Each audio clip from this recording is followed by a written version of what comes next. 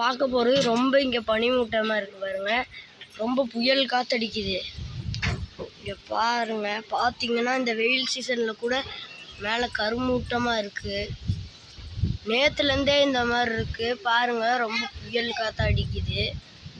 மரத்தை பார்த்தீங்கன்னா உங்களுக்கு தெரியும்.